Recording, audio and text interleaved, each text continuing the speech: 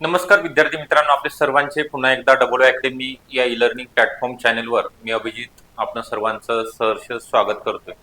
आज आपण बघणार आहोत कृषी सेवक भरती 2026 या परीक्षेकरिता ऑनलाईन फॉर्म भरण्याकरिता जे उमेदवारांना जे कागदपत्रे लागणार आहेत ते आपल्याकडे अद्ययावत डॉक्युमेंट सर्टिफिकेट आहेत किंवा नाहीत, तर या व्हिडिओच्या माध्यमातून ते सांगितलं जाणार आहे कोणतं डॉक्युमेंट कधीचं लागणार आहे आर्थिक वर्षातलं।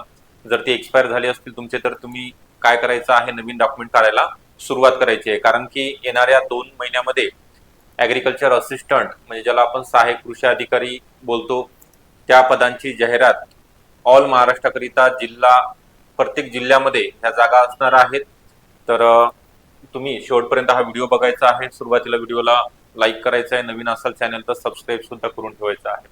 त्या अगोदर कृषी सेवक भरतीकरिता तांत्रिक विषयासहित म्हणजे ज्यामध्ये तुम्हाला मराठी असेल, इंग्लिश, गणित बुद्धिमत्ता, सामान्य ज्ञानमध्ये इतिहास, भूगोल, भारतीय राज्यघटना असेल, त्यासोबतच सामान्य विज्ञान, चालू घडामोडी, सगळे विषय हे तुम्हाला या ठिकाणी बेसिक पासून शिकवले जाणार आहेत। हे तुमचा 80 मार्काचा पेपर नॉन टेक्निकल आणि टेक्निकल 120 म्हणजे कृषी आणि कृषीशी संबंधित इतर घटक यांचा सुद्धा म्हणजे एकंदरीत 200 मार्काची तुमची परिपूर्ण तयारी बेसिक टू ऍडव्हान्स तज्ञ फॅकल्टीनुसार त्या ज्यांचं बीएससी किंवा एमएससी ऍग्रिकल्चर झालेला आहे असे टीचर या ठिकाणी तुम्हाला शिकवण्याकरिता उपलब्ध करून दिले जाणार आहे। तर यामध्ये तुम्हाला जुन्या प्रश्नपत्रिका विश्लेषण असेल, सर्व विषयांचे रेकॉर्डेड लेक्चर, तांत्रिक प्रश्नांचा भरपूर सराव, 2023 मध्ये जी आयबीपीएस कंपनी मार्फत एक्झाम कंडक्ट करण्यात आलेली होती ती सुद्धा या ठिकाणी घेतली जाणार आहे, म्हणजे पीवायक्यू घेतली जाणार आहेत। तर तुम्हाला ही 2000 रुपयामध्ये 6 मंथ करिता आपण बॅच देत आहोत। तर बॅच जॉईन करण्याकरिता आपल्याला 8010457760 या नंबरवर तुम्ही संपर्क करायचा आहे आणि बॅचला जॉईन व्हायचं आहे। ओके, आपला जास्त वेळ न घेता या ठिकाणी ऑनलाईन फॉर्म भरण्याकरिता लागणारी कागदपत्रांची जी लिस्ट आहे यामध्ये फर्स्ट डॉक्युमेंट आहे तुमचं 10वी मध्ये 2 सर्टिफिकेट, एक एक्झाम झाल्यानंतर आणि काही दिवसानंतर जे बोर्ड सर्टिफिकेट मिळतं म्हणजे जे मेन आहे ते आडव्या लाईन मध्ये तुमचे मार्क असतात आणि आपल्याला बोर्ड सर्टिफिकेट फक्त डेट ऑफ बर्थ करिता, कारण तर 10वीच्या सर्टिफिकेट वरून तुमचं नाव आणि तुमचं डेट ऑफ बर्थ ग्राह्य धरली जाते। ठीक आहे, त्यानंतर 12वीचं प्रमाणपत्र असेल, त्यानंतर तुमचा 10वी नंतर डिप्लोमा झाला असेल कृषीचा किंवा बीएससी ऍग्रिकल्चर झालं असेल, बायोटेक्नॉलॉजी, त्या अलाइड ज्या ब्रँचेस आहेत इतर संलग्नतेच्या बीटेक ऍग्री इंजिनिअरिंग असेल, बीटेक फूड टेक्नॉलॉजी असेल, होम सायन्स असेल किंवा बायोटेक्नॉलॉजी, ठीक आहे, हॉर्टिकल्चर असेल, या सर्व उमेदवार मेल अँड फिमेल आपण पदवी किंवा पदविका प्रमाणपत्र प्रोव्हिजनल असेल तुमचा, म्हणजे आता एक्झाम झाली प्रोव्हिजनल मिळालं तरी तुम्हाला डाउनलोड अपलोड करता येणार आहे। त्यानंतर जे विद्यार्थी कास्टमध्ये आहेत त्यांचं कास्ट सर्टिफिकेट, त्यानंतर एनसीएल एससी आणि एसटी कॅटेगरी मधील विद्यार्थ्यांकरिता लागत नाही। ओके, परत मी कन्फर्म देतो सांगतो या ठिकाणी। त्यानंतर एज, नॅशनॅलिटी आणि डोमासाईल सर्टिफिकेट एकदा काढली तर परत काढण्याची आवश्यकता नाहीये, ते एकत्रित तुम्हाला अवेलेबल होतं। फक्त एनसीएल आहे ते OBC, VJNT, NTB, NTC, NTD, AWS, SCBC या घटकातील उमेदवारांकरिता कंपल्सरी आहे। एकदा काढल्यानंतर 3 वर्ष काढण्याची आवश्यकता नाही। मग आता आपलं एक्सपायर झालेलं आहे का 2025 मध्ये किंवा 2026 मध्ये, कारण आर्थिक वर्षामध्येच ते मिळत असते, 31 मार्च पर्यंत त्याची व्हॅलिडिटी असते। 31 मार्च 2026 पर्यंतच आहे का त्याची व्हॅलिडिटी, ते काळजीपूर्वक चेक करायचं आहे।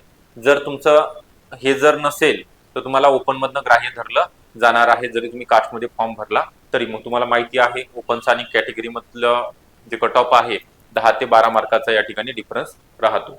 त्यानंतर आहे कास्ट व्हॅलिडिटी कंपल्सरी, फक्त शेड्यूल कास्ट आणि शेड्यूल ट्राईब मधली स्टुडंट करिता कंपल्सरी आहे, बाकी कॅटेगरी मधील विद्यार्थ्यांकरिता हे कंपल्सरी नाहीये। हे तुम्हाला सिलेक्शन झाल्यानंतर डिपार्टमेंट थ्रू किंवा तुम्हाला सुद्धा या ठिकाणी मिळणार आहे। ओके, दोनच वेळा आपल्याला कास्ट व्हॅलिडिटी मिळत असते, एक तर शिक्षणाच्या वेळेस आपण ज्यावेळेस ग्रॅज्युएट कॉलेजला वगैरे असतो त्यावेळेस, नाही तर तुम्हाला जॉब लागल्यानंतर। ओके, गव्हर्नमेंटचा जॉब लागल्यानंतर तुम्हाला हे ठिकाणी कास्ट व्हॅलिडिटी करिता डॉक्युमेंट सबमिट करता येतात समाज कल्याण विभागामध्ये। त्यानंतर आहे एमएससीआयटी कंपल्सरी आहे। त्यानंतर आधार कार्ड कोणतंही तुमचं वोटिंग असेल किंवा ड्रायव्हिंग लायसन असेल किंवा इतर कोणतेही तुमचे वोटिंग हे आयडेंटिटी कार्ड चालेल, आणि एक ईमेल आयडी, अद्ययावत आणि मोबाईल क्रमांक, एवढे तुम्हाला 10 ते 12 डॉक्युमेंट सांगितलेले आहेत। हे आहेत का आपल्या फाईलमध्ये, नसतील तर तुम्ही लवकरात लवकर काढायला सुरुवात करायची आहे, जेणेकरून येणाऱ्या पदभरतीकरिता आपण गोंधळ उडणार नाही जाहिरात आल्यानंतर. तर वेळ लागणार आहे, प्रत्येक डॉक्युमेंट काढण्याकरिता 1 ते सव्वा महिन्याचा कालावधी लागतो. तर आपल्याला त्यासोबतच अभ्यासाला सुद्धा तयारी करायची आहे, जसं की कृषी विभाग भरतीमध्ये कृषी आयुक्तालयाअंतर्गत ती भरती वेगळी आणि जे विभाग वाईज भरती आहे ती वेगळी राहणार आहे. मेगा भरती असेल या ठिकाणी. तांत्रिक विषयासहित आपल्याकडे बॅचेस स्टार्ट झालेले आहेत. यामध्ये वेगळे विषयाकरिता असे वेगळे टीचर या ठिकाणी जे अनुभवी आहेत शिकवण्याकरिता आपल्याला अवेलेबल असणार आहेत. दोन्ही लँग्वेजमध्ये म्हणजे मराठीमध्ये सुद्धा आणि इंग्लिशमध्ये सुद्धा टेक्निकल तुम्हाला चांगल्या प्रकारे शिकवलं जाणार आहे. तर ही बॅच तांत्रिक विषयासहित असेल, तुम्हाला 200 मार्काची तयारी करून दिली जाणार आहे. याकरिता 8010457760 हा नंबर आहे. या नंबरवर तुम्ही कॉल करायचा आणि बॅचला जॉईन व्हायचं आहे. आपल्याला हा व्हिडिओ कसा वाटला नक्की कळवा. अजून जर काही विचारायचं असेल तर कॉल करू शकता, कमेंट करू शकता. तुम्हाला रिप्लाय सुद्धा या ठिकाणी दिला जाणार आहे. ओके, थँक्यू सर्वांचे.